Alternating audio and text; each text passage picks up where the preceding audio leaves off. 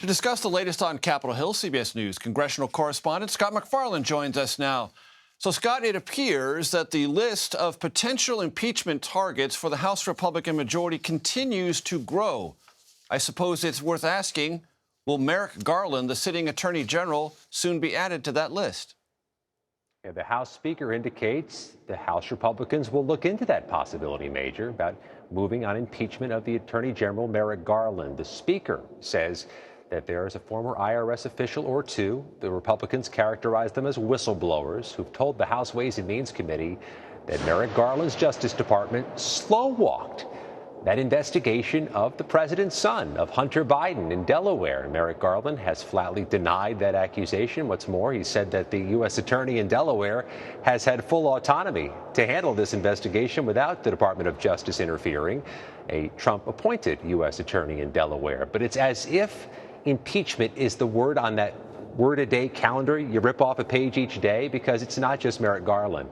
There are House Republicans talking about impeachment against the Homeland Security Secretary, Mayorkas, against the U.S. Attorney for the District of Columbia, who's handling the January 6 cases. And there was that privileged resolution, an expedited resolution from Congresswoman Lauren Boebert to move on impeachment against the president.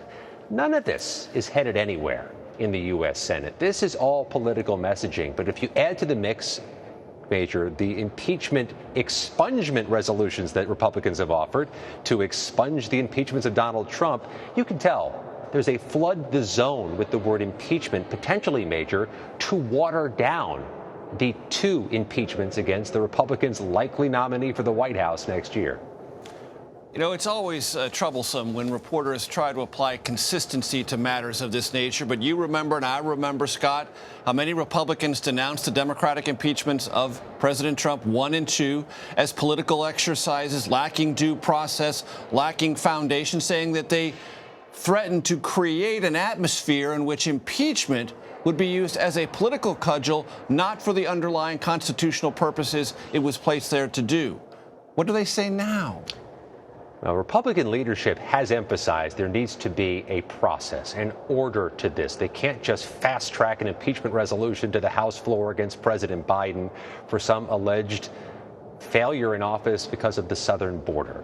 That's what that resolution from Congresswoman Boebert tried to do. Kevin McCarthy found a way to put it into a committee, the House Homeland Security Committee, and try to restore regular order, to have some consistency in the arguments from Republicans. These things aren't going anywhere meaningful. It's just a political cudgel. It's a messaging bill at a time in which Republicans see fit to try to have that political message that Donald Trump was the victim of a weaponized Department of Justice, that Donald Trump was a victim politically at a time when Trump is trying to galvanize support, and many of these Republicans here are trying to keep themselves closely adjacent to Trump's base and Trump's supporters when their primaries come early next year.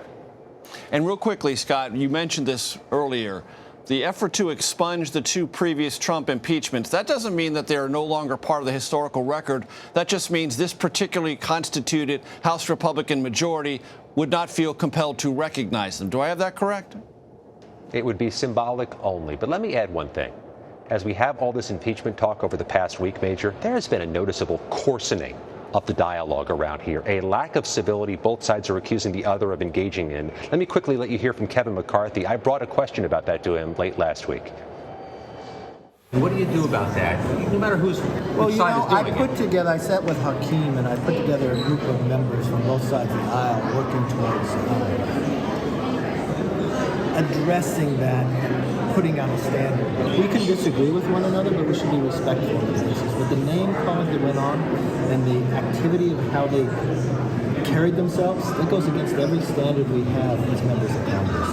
And that is unacceptable, and there should be consequences. Major, both sides accusing the other of being less than civil. They're not really going to fix the civility problem until perhaps they stop that level of finger pointing first. Scott MacFarlane on Capitol Hill. As always, we thank you.